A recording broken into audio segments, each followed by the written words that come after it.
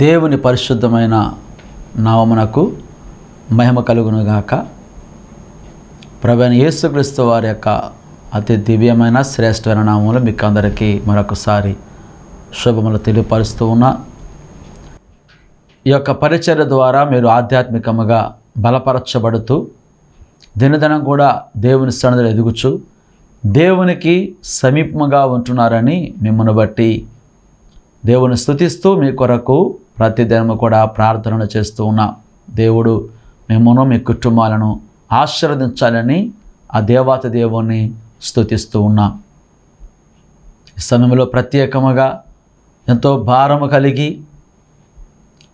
వ్యయ ప్రయాసలు పడుచు ఈ యొక్క పరిచర్యను కొనసాగిస్తున్నటువంటి సియోను జీవము గల క్రీస్తు సువార్త పరిచర్యల యొక్క ఫౌండర్ అయినటువంటి డాక్టర్ ఏస్ పాదం గారికి వారి కుటుంబానికి ప్రభు పేరట ప్రత్యేకమైన వందనాలు తెలియపరుస్తూ ఉన్నాను. ఆ సేవకుని కొరకు వారి యొక్క ప్రయాణములు పరిచర్య కుటుంబం కొరకు మీరందరూ కూడా మీ యొక్క అనుదిన ప్రార్థనలో జ్ఞాపకం చేసుకోవాలని ప్రభు పేరట తెలియపరుస్తూ ఉన్నాను. అదేవిధముగా మా కొరకు మా యొక్క పరిచర్య కొరకు కూడా దయతో మీ ప్రార్థనలో జ్ఞాపకం చేసుకొనొచ్చు ఉండవలసిందిగా ప్రభు పేరట తెలియపరుస్తూ ఉన్నాను. మంచిది ప్రియులారా, ఈ విధముగా మనము కలిసి దేవుణ్ణి ఘనపరుస్తూ ఆరాధిస్తూ ఆయన మాటలు ధ్యానించడానికి దేవుడు మనల్ని ప్రేమించి ఎంతో మంచి సమయాన్ని ఈ యొక్క తరుణాన్ని మనకి అనుగ్రహించి ఉన్నాడు. ఇందుని బట్టి మనం దేవుని ఎంతగానో స్తుతించబద్దులమైంటూ ఉన్నాం. దేవునికి స్తోత్రం కలుగును గాక. Praise the lord. హల్లెలూయా. మంచిది ప్రియులారా, దేవుని యొక్క వాక్యములో మనము కొన్ని విషయాలు చదువుకొని మన ముందుకు సాగిపోదాం. చూడండి, మనము ఎన్నో సమస్యల్లో ఇబ్బందులలో వ్యాధులు ఉంటున్న సందర్భములో మనము దేవుని తెలుసుకొని దేవుని ఎద్దకు వచ్చి ఆయన్ను ఆరాధిస్తున్నాము. ఆయన ద్వారా మనము ఎన్నో మేలులు, ఎన్నో అద్భుతములు, ఎన్నో కార్యములను అనుభవిస్తూ ఉన్నాం. మన జీవితాల్లో మనకి ఇష్టమైనవి, మనము అడిగిన వాటిని, మనము కోరిన వాటిని, మన యొక్క బలహీనతలలో స్వస్థతను దేవుడు మనకి అనుగ్రహిస్తూ నడిపిస్తూ ఉన్నాడు. మన జీవితంలో మనకు కావలసినవన్నీ కూడా దేవుడు మనకి ఇస్తున్నాడు. మంచిదే. అయితే మనము కూడా దేవుని యొక్క సన్నిధిలో ఆయనకు అనుకూలముగాను లేక ఆయన యొక్క బడలముగాను ఆయనకు సాక్షులముగాను మరి ముఖ్యముగా ఆయనకు ఇష్టమైన బడలముగా మనము జీవిస్తున్నామా లేదా అని మనొకసారి ఆలోచన చేయవలసిన వారమై ఉన్నామని ఈ సందర్భంలో దేవుని యొక్క వాక్యం ద్వారా తెలియపరుస్తున్నాం. ఆయనకు మనము ఇష్టలముగా ఉండాలంటే మనం ఏం చేయాలి? అంత మాత్రమే కాదు, మరి ప్రతి విషయంలో కూడా మనము దేవుని యొక్క ఇష్టప్రకారంగా జీవించాలి అనే విషయాన్ని మనము గమనించాలని, ఎవరైతే ఏ విధముగా జీవించేవారు దేవునికి ఇష్టలో అనే విషయాన్ని కూడా ఈ సందర్భంలో మనము గుర్తు చేసుకొనొచ్చు. దేవుని యొక్క వాక్యాన్ని ధ్యానించుకుందాం. దయచేసి చూడండి, నాతో కలిసి మీ వద్ద పరిశుద్ధ గ్రంథం ఉన్నట్లయితే నాతో కలిసి మీరు కూడా ఇటు లేఖన భాగములను చదవలసిందిగా ప్రభు పేరట తెలియపరుస్తూ ఉన్నాను. హెబ్రీ పత్రిక 11వ అధ్యాయము 6వ వచనము చదువుకుందాం. మీరు కూడా మీ వద్ద ఉన్నటువంటి పరిశుద్ధ గ్రంథమును తెరచి చదవలసిందిగా ప్రభు పేరట తెలియపరుస్తూ ఉన్నాను. చూడండి, హెబ్రీ పత్రిక 11వ అధ్యాయము 6వ వచనము చదువుకుందాం. విశ్వాసమును బట్టి విశ్వాసము లేకుండా దేవునికి ఇష్టుడై ఉండుట అసాధ్యం. దేవుని వద్దకు వచ్చేవాడు ఆయన ఉన్నాడనియు తన్ను వెదకువారికి ఫలము దయచేవాడనియు నమ్మవలెను కదా. ఆమేన్. దేవుడి యొక్క లేఖన భాగమును మన వినికుడిలో దీవించునుగాక. ప్రార్థన చేద్దాం. పరిశుద్ధుడా, ప్రేమగల మా తండ్రి, కృపగల మా ప్రభువా, సర్వశక్తిమంతుడా ప్రభా, మిమ్మల్ని స్తుతిస్తూ ఉన్నాం తండ్రి. ఈ సమయంలో మేము చదివినటువంటి వాక్య భాగం కొరకు ప్రార్థన చేస్తూ ఉన్నాం తండ్రి దేవా. అట్టి వాక్యము ద్వారా ఈ సందర్భంలో మా ప్రభా కూడి వచ్చినటువంటి ప్రతి ఒక్కరితో నీ మాటలు ఎందరైతే వినుచున్నారో ప్రతి వారితో ప్రభా మీరు మాట్లాడి దర్శించండి. యేసు పరిశుద్ధ నామమున అడుగుచున్నాము తండ్రి, amen. Amen. Praise the lord. Hallelujah. మంచిది ప్రియులారా, దేవుని యొక్క వాక్యం మనం గమనించినట్లయితే ఇక్కడ అంటున్నాడు కదా, దేవుని యొక్క భక్తుడు రాస్తూ ఉన్నాడు. ఈ యొక్క హెబ్రీ పత్రిక 11వ అధ్యాయం అంతా కూడా విశ్వాస వీరుల పట్టికై ఉన్నది. అనగా ఎవరైతే విశ్వాసం ద్వారా జీవించున్నారో వారి యొక్క పేర్లు ఇక్కడ వ్రాస్తూ ఉన్నాడు. దానికి ముందుగా విశ్వాసాన్ని గురించి వ్యక్తపరుస్తూ ఉన్నాడు. విశ్వాసం అనగా నిరీక్షింపబడే వాటి యొక్క నిజస్వరూపమును అదృశ్యమైనవి ఉన్నవి అనుటకు రుజువునై ఉన్నవి అని ప్రారంభిస్తూ ఉన్నాడు. అనగా విశ్వాసాన్ని గురించి వివరిస్తూ ఈ యొక్క విశ్వాసంలో మనము నిలబడాలని తెలియపరుస్తూ ఉన్నాడు. అయితే చూడండి, మరి దేవునికి ఎవరో ఇష్టలుగా ఉంటారు అనంటే ముందు వరుసలో ఉంటుంది ఈ యొక్క విశ్వాసం. హల్లెలూయా. ఇక్కడ అన్నాడు కదా, విశ్వాసం లేకుండా దేవునికి ఇష్టడైన వాడు లేనే లేడు. అనగా ఆయనకు ఇష్టడై ఉండుట అసాధ్యము అంటూ ఉన్నారు. మనం ఎప్పుడు దేవునికి ఇష్టలముగా ఉంటాము అనంటే విశ్వాసము కలిగి జీవించటం వలన మాత్రమే. మన దేవుడు ఎవరంటే ఆయన విశ్వాసముతో ఈ ప్రపంచాన్ని నిర్మించినవాడు. తన యొక్క మాట చేతనే విశ్వాసముతో భూమి ఆకాశములు కలుగునుగాక అంటే కలిగినవి. సమస్త జీవరాశులు కావచ్చు, జలచరములు కావచ్చు, సమస్తాన్ని కూడా నోటి ద్వారా దేవుడు అనగా విశ్వాసం ద్వారా మాత్రమే నిర్మించున్నాడు. ఆయన యొక్క సింహాసనము, ఆయన యొక్క రాజ్యము కూడా విశ్వాసం వలన మాత్రమే ఉంటూ ఉంది అని వాక్యం సెలవిస్తుంది కదా. నీతి న్యాయములు ఆయన సింహాసనమునకు ఆధారములు అని మనం గమనించవచ్చు. కాబట్టి ఎటువంటివి ఆయనకి ఆధారముగా ఉంటున్నాయంటే నీతి న్యాయములు, అదేవిధముగా విశ్వాసం ద్వారా మాత్రమే దేవుడు సమస్తాన్ని కలుగు చేస్తున్నాడండి. కాబట్టి మన తండ్రి అనే దేవుడు ఏ విశ్వాసం అయితే కలిగి ఉంటున్నాడు అదే విశ్వాసం మనం కూడా కలిగి ఉండాలని ఈ సందర్భంలో దేవుని యొక్క వాక్యం మనం తెలియపరుస్తున్నాడు. అందుకే ఆయన వాక్యం సెలవిస్తుంది కదా, విశ్వాసమునకు కర్తయు దాన్ని కొనసాగించేవాడగు యేసు వైపు చూస్తూ మనం ముందుకు సాగిపోవాలని దేవుని యొక్క వాక్యములో మనం గమనించవచ్చు. కాబట్టి చూడండి ప్రియులారా, దేవునందలి విశ్వాసముతో, ఆ విశ్వాసముతోనే మనక పితరులైన వారు రాజ్యాలు జయించున్నారని, అనేక అద్భుతములు జరిగించున్నారని దేవుని యొక్క వాక్యం మనం చూస్తున్నాం. కాబట్టి ఈనాడు మనకు కూడా విశ్వాసము చాలా ప్రాముఖ్యమై ఉన్నది. Praise the lord. హల్లెలూయా. దేవునందు విశ్వాసం వచ్చడం మాత్రం కాదు, కానీ ఆ విశ్వాసం ద్వారానే ఈ భూమి మీద మనం జీవించాలని. అందుకే ప్రభు అన్నారు కదా, నీతిమంతుడు విశ్వాస మూలమున బ్రతుకును. Praise the lord.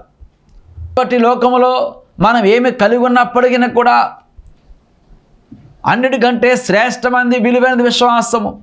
మనం విశ్వాసము కలిగి ఉంటే సమస్తాన్ని కలిగి ఉన్నట్లే. హల్లెలూయా. పూర్వం మన యొక్క పితరులు వారి యొద్ద ఎటువంటివి భూసంబంధమైనటువంటి లేవు, కానీ కేవలము విశ్వాసం ద్వారా మాత్రమే వారు జీవించినట్లుగా ఆయన వాక్యం సెలవిస్తుంది. కాబట్టి నాడు మనము కూడా అలాంటి విశ్వాసాన్ని కలిగి మనం ముందుకు సాగిపోవాలని, ఆ విశ్వాసముతోనే మనం సాతానుని జయించాలని, ఆ విశ్వాసంతోనే ఈ భూమి మీద మనం బ్రతకాలని, మరి ముఖ్యంగా మన దేవునందలే విశ్వాసం ద్వారా మాత్రమే మనము జీవించాలి అని ఈ సందర్భంలో దేవుని యొక్క వాక్యం మనకు తెలియపరుస్తుంది. అన్యుడైతే తనకున్నటువంటి బలమును నమ్ముకుంటూ ఉంటాడు, ధనము నమ్ముకుంటూ ఉంటాడు, బలము నమ్ముకుంటూ ఉంటాడు, అధికారం నమ్ముకుంటూ ఉంటాడు, ఇంకా ఏమైతే తనకి వనరులుగా ఉంటున్నాయో వాటిని నమ్ముకుంటాడు. కానీ మనమైతే మన దగ్గర ఏమీ లేకపోవచ్చును, కానీ వాటన్నిటికి మించడం వంటి ప్రభు మనతో ఉన్నారు. కాబట్టి ఆయన మనతో ఉన్నప్పుడు ఈ లోక సంబంధమైనవి మనకి ఏమీ లేకపోయినప్పుడు కూడా ఆయనను బట్టి విశ్వాసంతో మనము జీవించాలని ఈ సందర్భంలో దేవుని యొక్క వాక్యం మనకి తెలియపరుస్తున్నాడు. కాబట్టి చూడండి, ఇక్కడ మరి దేవునికి మనము ఇష్టలుగా ఉండాలి అంటే ఇంకా మనం ఏమి కలిగి ఉండాలి అని మనము ఆలోచన చేద్దాం. దేవునికి స్తోత్రం కలుగును గాక.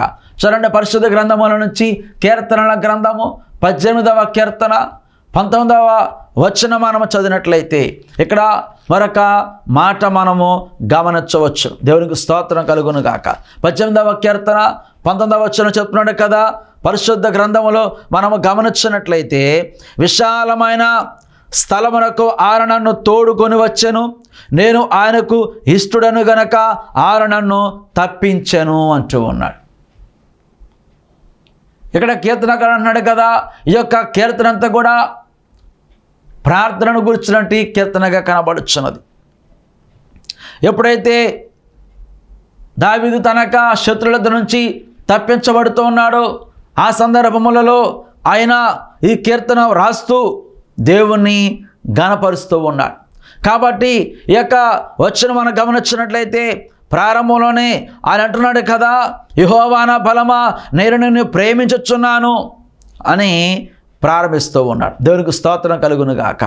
చూడండి, ఈ యొక్క మరి 19వ వచనం ముందు మాత్రమే, అందులో మాత్రమే కాదు కానీ 6వ వచనం మనం చదివినట్లయితే ఇక్కడ అన్నాడు కదా, ఆయన తన ఆలయములో ఆలకించి నా ప్రార్థనను అంగీకరించను, నా మొర్ర ఆయన సన్నిధిని చేరి ఆయన చెవుల జొచ్చెను అంటూ ఉన్నాడు. అదేవిధముగా 17వ వచనం మనం చదివినట్లయితే ఇక్కడ అన్నాడు కదా, బలవంతులకు పగవారు నన్ను ద్వేషించువారు నాకంటే బలిష్ఠులై ఉండగా వారి వశము నుండి ఆయన నన్ను రక్షించెను, ఆపత్కాలమందు వారు నా మీదకి రాగా యెహోవా నన్ను ఆదుకొనెను అంటూ ఉన్నాడు. అనగా తన యొక్క ప్రార్థనను గురించి తెలియపరుస్తూ ఉన్నాడు. ప్రైజ్ ది లార్డ్, హల్లెలూయా. అంటాడు కదా, పాతాళపు పాశములు నన్ను అరికట్టగాను, మరణపు ఉరులు నన్ను ఆవరింపగాను, నా శ్రమలో నేను యెహోవాకు మొర్రపెట్టుదుని, నా దేవునికి ప్రార్థన చేసి తిని. అనగా ఇక్కడ మనం గమనించినట్లయితే ఎవరో దేవునికి ఇష్టలు అంటే, అనగా తను మొర్రపెట్టి తన ప్రార్థన చేసి ఆ ప్రార్థన ద్వారా దేవుని ద్వారా తన శత్రువుల బారి నుంచి విడిపించబడ్డాడు. కాబట్టి అందుకే ఇక్కడ దావీదు అన్నాడు కదా, నేను ఆయనకు ఇష్టడను గనక ఆయన నన్ను తప్పించెను అంటూ ఉన్నాడు. అనగా ఎవరు ఇష్టలు అంటే ఇక్కడ దావీదు యొక్క అనుభవాన్ని బట్టి మనం గమనించినట్లయితే ప్రార్థన చేసేవారు దేవునికి ఇష్టలై ఉన్నారు. ప్రైజ్ ది లార్డ్, హల్లెలూయా. కనుక ప్రియులారా, దేవుని యొక్క సన్నిధిలో మనము ఎంతగానో ప్రార్థించవలసిన వారమై ఉంటున్నాం. నువ్వు ఎంతగా ప్రార్థన చేస్తే అంతగా దేవునికి ఇష్టడుగా కనబడుచు ఉంటావు. Praise the lord, hallelujah. కాబట్టి చూడండి, ఇక్కడ ఎవరో దేవునికి ఇష్టలు అంటే విశ్వాసం కలిగిన వారు ఇష్టలు.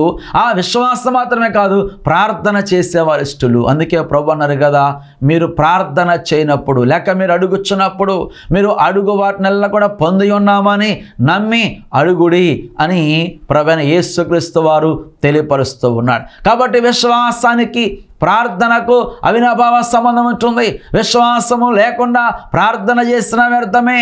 ప్రార్థన జీవితం కలిగి లేకుండా విశ్వాసం కలిగినప్పుడైనా కూడా మనం ఎటువంటి కార్యాలు చూడలేమని దేవుని యొక్క వాక్యం మనకి తెలియపరుస్తూ ఉన్నాడు. దేవునికి మహిమ కలుగును గాక. Praise the lord, hallelujah. కాబట్టి చూడండి పిల్లారా, మనము దేవునికి ఇష్టలమ్మగా ఉండాలి అంటే ఇంకా ఏమి చేయాలి అని మనం ఆలోచన చేసినట్టు చూడండి. దయచేసి రోమాపత్రిక 14వ అధ్యాయము 18వ వచనం చదివినట్లయితే ఇక్కడ అంటున్నాడు కదా, మరొక మాట మనము గమనించవచ్చును. పరిశుద్ధ గ్రంథముల నుంచి రోమాపత్రిక 14వ అధ్యాయము 18వ వచనం చదివినట్లయితే ఇక్కడ మరొక మాట మనము గమనించవచ్చు. దేవునికి స్తోత్రం కలుగును గాక. ప్రైజ్ ది లార్డ్, హల్లెలూయా.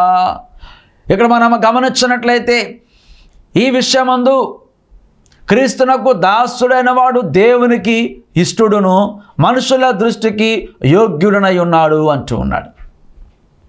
అనగా ఏ విషయమందో అని మనం ఆలోచన చేసినట్లయితే 17వ వచనం చెప్తున్నాడు కదా, దేవుని రాజ్యము భోజనమును పానమును కాదు కానీ నీతియు సమాధానమును పరిశుద్ధాత్మ యందలి ఆనందమనై ఉన్నది అంటూ ఉన్నాడు. అనగా చూడండి, ఆ యొక్క దేవుని రాజ్య విషయములో అనగా మన ప్రభువారు ఈ భూమి మీదకి ఎందుకు వచ్చారంటే ఆయన దేవుని యొక్క రాజ్యాన్ని ప్రకటించడానికే వచ్చున్నాడు. ఆయన ఆ రాజ్య సువార్తను ప్రకటించడానికి వచ్చినాడు. కాబట్టి మరి ఆ యొక్క రాజ్యము నిమిత్తము దేవుని వద్దకు వస్తూ, అంటే ఈ లోక సంబంధమైన వాటి కోసం మాత్రం కాకుండా దేవుని యొక్క రాజ్యం కొరకు ఎవరైతే ప్రభు యొద్దకు వస్తూ ఆయన నమ్ముకొనొచ్చు, ఆయనకు దాసులుగా ఉంటుంటారో అటువంటి వారు దేవునికి ఇష్టడు.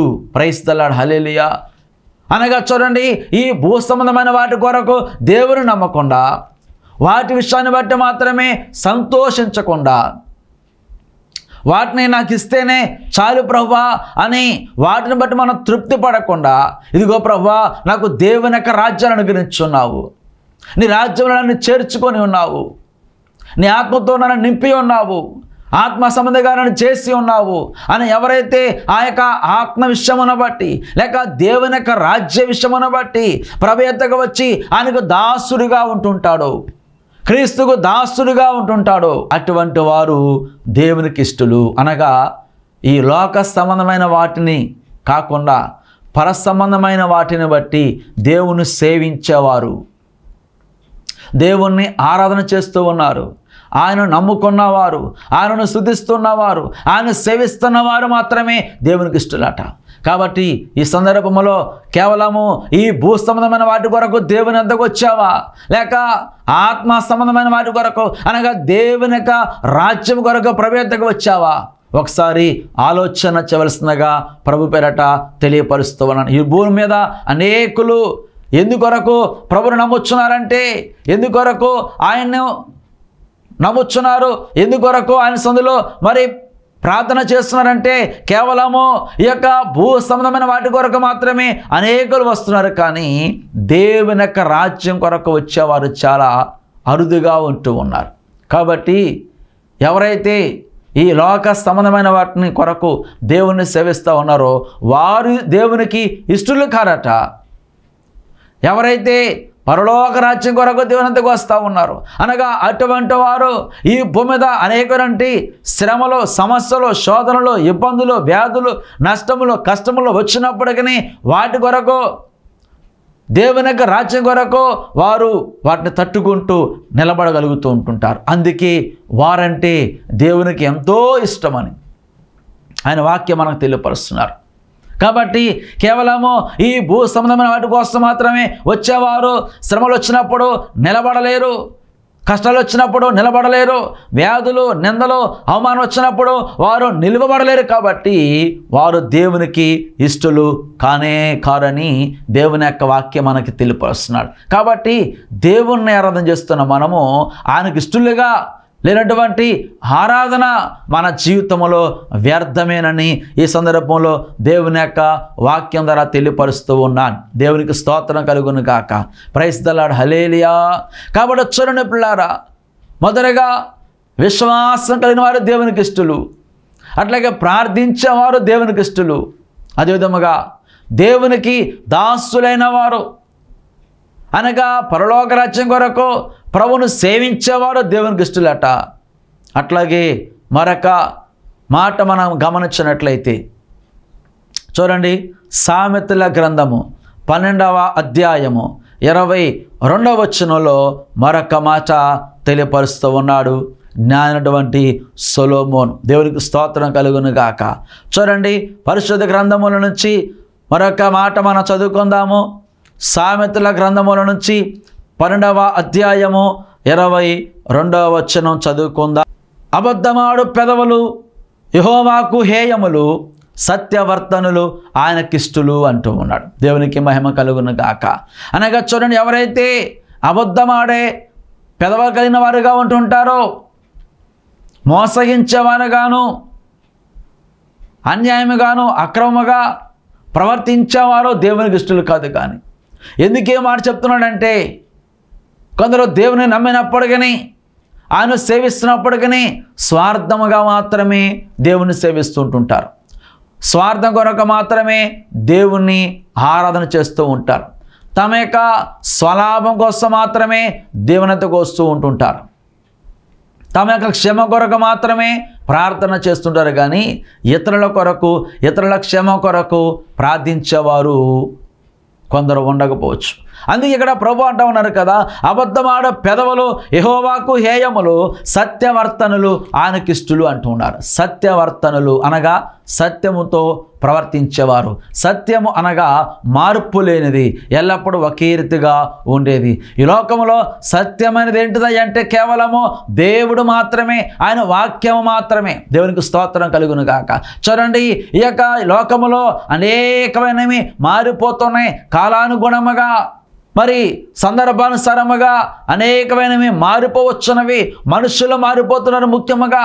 కానీ ఇదిగో దేవుని యొక్క వాక్యము మారటము లేదు, దేవుడు మారటము లేదు. మన దేవుడు నిన్న నేడు నిరంతరము ఏకరీతిగా ఉండే దేవుడు అంటున్నాడు. ఆయన అన్నాడు కదా, ఇదిగో భూమి ఆకాశములు గతించిపోవచ్చును కానీ నా మాటలు ఎన్నడూ గతింపవు. ఆయన మాట మార్పు లేనిది, ఆయన మార్పు లేని దేవుడు అంటున్నాడు. కాబట్టి మనము కూడా ఆయన వలె మనము జీవించాలని, అనగా ఆ సత్యవర్తనులుగా మనం బ్రతకాలని, అనగా మార్పు చెందామంటే, ఒకసారి ప్రభెద్దగా వచ్చామంటే, ప్రభువును నమ్ముచున్నామంటే, ఒక మాట ఇచ్చున్నామంటే, ఇదిగో మరొక మాటకు కానీ, మరొక ప్రవర్తనకు కానీ, మరొక దేవునికి కానీ, మరొక విషయానికి కానీ మనలో అవకాశం ఉండకూడదని దేవుని యొక్క ఉద్దేశముగా కనబడుచున్నది. ప్రైజ్ ది లార్డ్, హల్లెలూయా.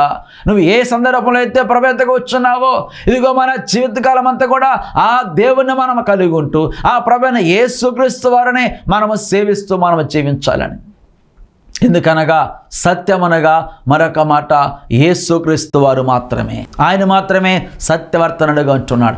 ఆయన వలె మనము జీవించాలని, అనగా ఆ సత్యాన్ని అనుసరించాలని, అనగా ప్రభువును అనుసరిస్తూ మనము జీవించాలని. ఎవరైతే యేసుక్రీస్తు వారిని అనుసరిస్తూ, ఆయన సత్యమును అనుసరిస్తూ ఆయనను పోలి నడుచుకుంటుంటారో అలాంటి వారు దేవునికి ఇష్టలు అని దేవుని యొక్క వాక్యం మనం తెలియపరుస్తున్నాడు. చూడండి, ఈ భూమి మీద మనం గమనించినట్లయితే లోకముల అనేక మందికి మరి అభిమానులు ఉంటూ ఉంటారు, అభిమానం కలిగి ఉంటుంటారు. కానీ ఇదిగో మన క్రైస్తత్వంలో కూడా యేసుక్రీస్తు వారిని కాకుండా మనుషులకు అభిమానులుగాను, అలాగే కొన్ని సందర్భాలను బట్టి వారి యొక్క అభిమానం మారిపోవచ్చు ఉంటుంది.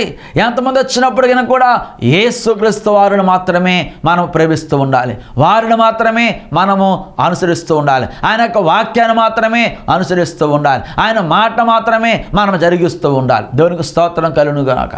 అపోస్తలుడైన పౌలు చెప్తున్నాడు కదా, నేను క్రీస్తును పోలి నడిచిన ప్రకారము మీరు నన్ను పోలి నడుచుకోనుడి అంటూ ఉన్నాడు. కాబట్టి పిల్లారా, మనము యేసుక్రీస్తు వారిని పోలి మనం నడుచుకోవాలని దేవుని యొక్క వాక్యం మనకి తెలియపరుస్తూ ఉన్నాడు. దేవునికి మహిమ కలుగును గాక. Praise the lord, hallelujah. కాబట్టి చూడండి, ఇంకా మనం గమనించినట్లయితే ఎవరో దేవునికి ఇష్టలు అని మనం ఆలోచన చేసినట్లయితే సామెతల గ్రంథములోనే 11వ అధ్యాయము 20వ వచనం మనం చదివినట్లయితే ఇక్కడ మరొక మాట మనము గమనించవచ్చును. దేవునికి స్తోత్రం కలుగును గాక. మూర్ఖ చిత్తులు యెహోవాకు హేయులు, యథార్థముగా ప్రవర్తించేవారు ఆయనకిష్టులు అంటూ ఉన్నాడు. దేవునికి మహిమ కలుగును గాక. స్తోత్రం, హల్లెలూయా. కాబట్టి చూడండి, ఎవరైతే మూర్ఖముగా ఉంటుంటారో, అనగా మూర్ఖులనగా తమ యొక్క వాదన మాత్రమే ఖచ్చితమని, తమ యొక్క ఆలోచన మాత్రమే ఖచ్చితమని ఎవరైతే అంటుంటారో వారిని మూర్ఖులుగా చిత్రీకరిస్తూ ఇక్కడ అన్నారు కదా, మూర్ఖ చిత్తులు యెహోవాకు హేయులు. దేవునికి స్తోత్రం కలుగును గాక. మరి ఎవరిష్టులై అంటే యథార్థముగా ప్రవర్తించేవారు. యథార్థత అనగా ఉన్నది ఉన్నట్లుగానే చెబుతూ, మన దేవుడు ఆయన ఉన్నవాడును అనువాడను అన్నాడు. కాబట్టి ఆయన వాక్యం శ్రవస్తుంది కదా, యథార్థవంతులు దేవుని యొక్క ముఖదర్శనము చేసేదరు. ప్రైజ్ ది లార్డ్, హల్లెలూయా. యథార్థవంతుల యొక్క వంశపు వారు దీవించబడుతారని, వారు భూమి మీద బలవంతులవుదురని కీర్తన గ్రంథములో మనము గమనించవచ్చునని. దేవునికి స్తోత్రం కలుగును గాక. కాబట్టి చూడండి, ఇక్కడ మనము గమనించినట్లయితే మనము ఆయనకి ఎప్పుడు ఇష్టలుగా ఉంటుంటామంటే విశ్వాసం కలిగిన వారు మాత్రమే కాదు కానీ, ప్రార్థించేవారుగా మాత్రమే కాదు కానీ, అట్లాగే మనము గమనించినట్లయితే దేవునికి దాసులు కనపడి మాత్రమే కాదు కానీ, సత్యవర్తనులుగా మాత్రమే కాదు కానీ, యథార్థవంతులముగా మనం ఉండాలి. అప్పుడే మనము దేవునికి ఇష్టలము. అనగా మనలో ఎటువంటి మార్పు లేకుండా ఒకే రీతిగా ఉంటూ మనం ఎంత కలిగి ఉన్నప్పటికీ మన ప్రవర్తనలో మార్పు రాకుండా ఎల్లప్పుడూ కూడా దేవునికి విధేయులు ఉన్నట్లయితే మనము దేవునికి ఇష్టలమని దేవుని యొక్క వాక్యం మనకి తెలియపరుస్తూ ఉన్నాడు. దేవుని పరిశుద్ధ నామమునకు మహిమ కలుగునుగాక. Praise the lord. హల్లెలూయా. కాబట్టి చూడండి, ఇక్కడ ఇంకా మనం గమనించినట్లయితే ఎవరు దేవునికి ఇష్టలు అంటే మత్తయి సువార్త 8వ అధ్యాయము 2వ వచనం చదివినట్లయితే ఇక్కడ అంటే ఉన్నాడు కదా. చూడండి దయచేసి, మత్తయి సువార్త 8వ అధ్యాయము 2వ వచనం చదివినట్లయితే ఇక్కడ అంటున్నాడు కదా, ఇదిగో కుష్ఠరోగి వచ్చి ఆయనకు మొరక్కి, ప్రభువా నీకు ఇష్టమైతే నన్ను శుద్ధినిగా చేయగలవు అంటూ ఉన్నాడు. చూడండి ప్రియమైన దేవుని బిడ్డలారా, మరి కుష్ఠ వ్యాధిగ్రస్తులు వచ్చి ఆ యొక్క వ్యక్తి అంటూ ఉన్నాడు కదా, ప్రవేద్దగా వచ్చి ప్రభువా నన్ను ముట్టు, నన్ను స్వస్థపరచు అని అడగటం లేదు కానీ, తనకి ఇష్టాన్ని మాత్రమే అక్కడ అతను వ్యక్తపరచడం లేదు కానీ, నీకు ఇష్టమైతే అంటూ ఉన్నాడు. అనగా మనము ప్రార్థన చేయనప్పుడు కావచ్చు, మన జీవితాల్లో మన ఇష్టము కాకుండా దేవుని యొక్క ఇష్టమును మాత్రమే నెరవేర్చాలని, దేవుని యొక్క చిత్త ప్రకారం మాత్రమే మనము జీవించాలని ఎవరైతే దేవుని యొక్క చిత్తానికి అప్పగించుకుంటూ ఉంటారో, ఆయన యొక్క ఇష్ట ప్రకారంగా జీవిస్తుంటుంటారో, అనగా ఆయన వాక్యానుసారంగా జీవిస్తుంటుంటారో, అలాంటి వారు మాత్రమే ఆయనకు ఇష్టలు అని దేవుని యొక్క వాక్యం మనకి తెలియపరుస్తూ ఉన్నాడు. దేవుని పరిశుద్ధ నామమునకు మహిమ కలుగునుగాక. Praise the lord. హల్లెలూయా. కాబట్టి ఇప్పుడు ఇలా చూడండి, ఈ సందర్భంలో మరి మనము ఎవరికి ఇష్టలుగా ఉంటున్నామో ఒకసారి మనము ఆలోచన చేద్దామని దేవుని యొక్క వాక్యం ద్వారా తెలియపరుస్తూ ఉన్నాను. అట్లాగే యెషయా గ్రంథము 58వ అధ్యాయము 8వ వచనం మనం చదివినట్లయితే అక్కడ అంటా ఉన్నాడు కదా, ఇదిగో మరి ఎవరైతే వస్త్రహీనుడికి వస్త్రం ఇచ్చేవారుగా ఉంటుంటారో, ఎవరైతే దప్పికొన్న వారికి దాహం తీరుస్తూ ఉంటుంటారో, మరి అలాంటి ఉపవాసం మాత్రమే నాకు ఇష్టమైన ఉపవాసం అని ఆయన తెలియపరుస్తూ ఉన్నాడు. ఇదిగో కొందరైతే ఉపవాసం ఉంటున్నారు కానీ వారు మరి నేను చెప్పినట్లు కాకుండా, నా ఇష్ట ప్రకారం కాకుండా వారు ఉపవాసం ఉంటూ పనులు చేసుకుంటూ ఉన్నారు, గొడవలాడుతూ ఉన్నారు, పోట్లాడుతూ ఉన్నారు, తమ ఇష్టానుసారంగా జీవిస్తున్నారు. కాబట్టి అలాంటి వారు కాదు నాకు ఉపవాసమైంది, అలాంటి ఉపవాసం కాదు నాకు ఇష్టమైంది. కానీ అని అన్నాడు కదా, నీ ఆహారము ఆకలి గురిన వారికి పెట్టుటయు, నీ రక్త సంబంధకి ముఖము తప్పింపకుండా ఉండటయు,